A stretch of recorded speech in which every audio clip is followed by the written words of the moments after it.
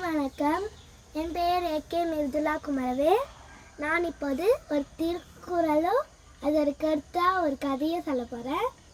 வல்லத்திர்கள் சொல்லலாம். தக்கா தருகிலார் என்பவர் அவரவர் எச்சத்தார் காணப்படும். அதோட பொருள் நம்ம நண்பரோ எதிரியோ ஆனால் சரியான தீர்ப்பு சொல்லணும், நடுநிலைமை இருக்கணும். இப்போ இந்த கதை ஸ்டார்ட் பண்ணலாம். ஒரு சின்ன கிராமம், அதில் வளவன் சொல்லிட்டு ஒருவன் இருந்தான். அப்போது அவன் அவன் குறிக்கோள் எப்போ பாரு பணத்தை சேமிக்கணும். ஏன் பணத்தை சேமிக்கணும், அவனோட குறிக்கோளே அதுதான். அது உதவி கேட்டால் கூட அவன் எதுவுமே கொடுக்க மாட்டான். அரசாங்க வரி கூட அவன் கொடுக்க மாட்டானா. அப்போ ஒரு நாள் நம்ம மரியாதை ராமன் அவனோட ஃப்ரெண்டா. ஒரு நாள் அந்த அவங்களுடைய அரசர் இருக்காங்கள, அரசர் நீதிபதியை தேர்ந்தெடுத்தார். நீதிபதியை தேர்ந்தெடுத்த போது அப்போ ஊரெல்லாம் சொல்லி வச்சுட்டான வளவன். என் ஃப்ரெண்டு தான் நீதிபதி தெரியும்ல, எல்லாருக்கும் சொல்லி விட்டான். ஊரெல்லாம் சொல்லி விட்டானா.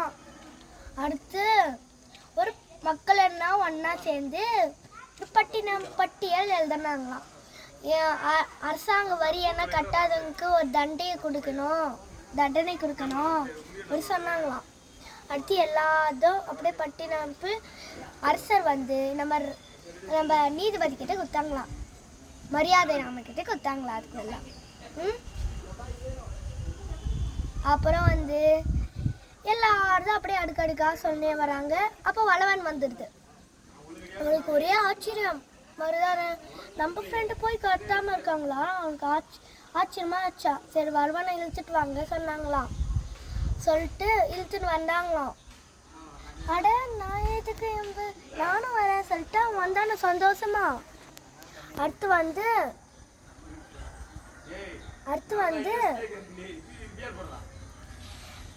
இந்த வளவன் நினச்சானா, என் ஃப்ரெண்டு தானே விட்டுருவான் அப்படி சிரிச்சுக்கிட்டே வந்தானே சந்தோஷமா. ஆனால் மக்கள் என்ன இருப்பாங்க, சந்தேகப்பட்டாங்களா. நம்ம மரியாதை அவனோட நம்ம ஃப்ரெண்டு சொல்லிட்டு விட்டுருவாங்க நினச்சிட்டாங்களாம். அடுத்து மரியாதை தீர்ப்பு சொல்ல ஆரம்பிச்சாராம். அப்போ அரசாங்கத்துக்கிட்ட வாங்கின பொருளைன்னா சீல் போடணும். வீட்டையே சீல் பண்ணணும். அதோட வளவனை 6 மாதம் ஜெயிலில் பண்ணணும் சொன்னாங்க. அடுத்து எல்லாரும் சந்தோஷப்பட்டாங்க. மக்கள் அண்ணா ரொம்ப நன்றி, நீங்கள் ரொம்ப நல்லவர் சொல்லிட்டு பாராட்டினாங்களாம். இந்த கதை முடிஞ்சது. அனைவருக்கும் நன்றி.